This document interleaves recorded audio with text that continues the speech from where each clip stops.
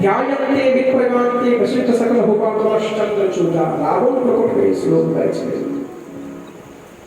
ध्याये नित्यं महेशं रजतगिरिनिभं चारुचन्द्रावतं संरत्नाकल्पो ज्वलन्नं परशुमणिकेबलाभीतिहस्तं पद्मासीनं समन्तातस्तूतममरण्ये व्याघ्रकृतं वसानं विश्वाद्यं विश्वबीजं निखिलभयहरं पंचवक्रम त्रिनेत्रं पांचटा माथा রয়েছে ভোলানাথ স্তুতি দিয়েছে ভগবান নটরাজ আর নটবর একত্রিত হয়ে মিলন হয়ে কার্যকর্তা করেছিলেন बोलिए कालिय मर्दन भगवान की আর ঠিক এমন সময় একদিন বৃন্দাবনে বিরাট এক পূজার আয়োজন করা হয়েছিল কৃষ্ণ বলরাম আসলেন জিজ্ঞাসা করলেন নন্দ মহারাজকে পিতা भगवान अपि तत्रैव बलदेवन संयुतो तपस्वी वदसः गोपां नियोग कृतत्यमानः এত বড় বড় পূজার আয়োজন কিসের সুদেব বললেন যে কৃষ্ণ প্রতি বছর বছর আমরা এই পুজো করি বলে কার পুজো পরজন্যও ভগবান ইন্দ্র আমরা ইন্দ্রদেবের পূজা করি বলে কেন ইন্দ্রদেব হচ্ছেন মেঘ জল বৃষ্টি আবহাওয়া ইন্দ্র রাজা দেবতা তাই সে যদি জল ভালো করে দেয় সুন্দর করে যদি আমাদেরকে বৃষ্টি প্রবাহ দেয় তাহলে আমাদের খেতি বাড়ি ভালো হয় চাষ ভালো হয় এটাই তো আমাদের জীবন ধারণ করার একমাত্র উদ্দেশ্য প্রতি মাসে মাসে কংস আমাদের থেকে কর আদায় করে ট্যাক্স তো ভগবান বললেন পিতা যখন ভগবান জগৎ নির্মাণ করলেন এই জগৎ যখন সৃষ্টি করলেন স্রষ্টা তখন প্রত্যেক দেবতাকে জগৎকে সেবা করার জন্য পালন করার জন্য তাদেরকে নিজের নিজের কর্ম দিয়ে দিলেন সূর্যকে তেজের কর্ম দিলেন দায়িত্ব দিলেন সামনে এসে বিরাজ ভগবান দুই হাত দিয়ে সমস্ত ভোগকে গ্রহণ করবেন আমি কথা দিচ্ছি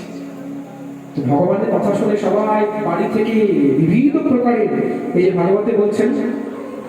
हुयस्ता मग्नयो सम्यक ब्राह्मणो ब्रह्मदीवती पचन्तां विविधा पाका पाक माने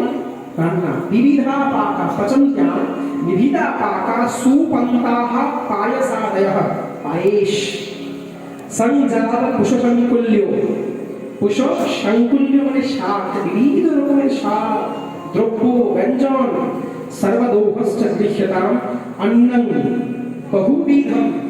এক প্রকার অন্ন নয় বিবিধ রকমের অন্ন পুষ্পান্ন সুগন্ধি অন্ন অনেক রকমের অন্ন নির্মাণ করলেন বহুবিধম দেব্যো দেয়ত্র দেব দক্ষিণা পিতা গিরিরাজ পূজা করুন যবে থেকে যে অন্নকূট দেব না কিছুদিন অন্নকূট মহোৎসব সেদিন ভগবান প্রথম গিরিরাজকে পূজন করেছিলেন গিরিরাজ পূজন করুন আর ব্রাহ্মণদেরকে ডাকুন সুন্দর গোমাতা দিয়ে সেদিন গিরিরাজ পূজনের দিন গোমাতারও পূজা করার বিধান আছে গোমাতার পূজন করুন আর ধেনু দক্ষিণা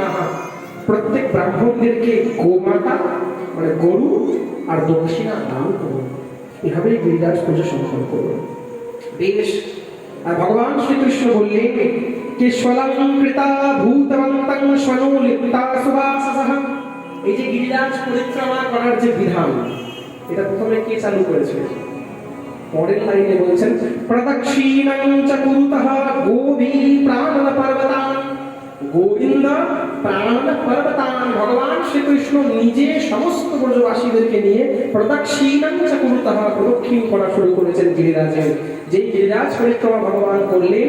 আর এমন সময় গিরিরাজ পরিক্রমা করেই সে কিছু কিছু ব্রজবাসী দেখলেন ওই যে কোনো কোনো ভাগ্যবানে দেখিবারে পায় কিছু কিছু ব্রজবাসী দেখলেন ভগবানের অঙ্গ থেকে একটা বিরাট বড় জ্যোতি সামনে প্রকাশ হলো আর প্রকাশ হয়ে হুবহু গিরিরাজের মধ্যে গিয়ে একটা কালো সুন্দর শ্যামল বর্ণের বিরাট বড় একটা আকার দেখতে গোপালের মতোই গিরিরাজ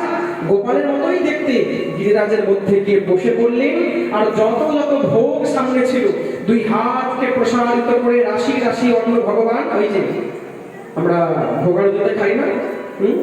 সুপ্রসিদ্ধ অন্ন বাজ খাইলেন রাশি রাশি ভগবান দুই হাত দিয়ে রাশি রাশি অন্ন মুখের মধ্যে নিচ্ছেন আর এদিকে ভগবানই চিৎকার করছেন দেখো দেখো ব্রজবাসীগণ দেখো সাক্ষাৎ গিরিরাজ ভগবান প্রকট হয়েছেন গিরিরাজের অন্নের মধ্যে প্রেম সে বলো রাধে রাধে ভগবানের অন্ন থেকে গিরিরাজ প্রকট হয়েছে দেখ শ্রীরাম এসে বলছেন না না দেখ মুখটা দেখতে তোর মতো একই রকম প্রেম সে বলো ভগবান বলছে না না ও সাক্ষাৎ ভগবান সাক্ষাৎ গিরিরাজ প্রণাম কর আমি প্রণাম করছি প্রণাম কর বাস্তবে তো ভগবানই গিরিরাজ স্বরূপ হয়ে চলে গেছেন তাই জন্যই বলা হয় গিরিরাজ সাক্ষাৎ গোপাল স্বরূপ হয় চৈতন্য মহাপ্রভু এই জন্য আমাদেরকে প্রদক্ষিণ করার সময় যেন অনেকে তো ব্রজবাসীরা গিরিরাজের উপরে উঠে যায় মনের সম্প্রদায়, কিন্তু মহাপ্রভুর আদেশ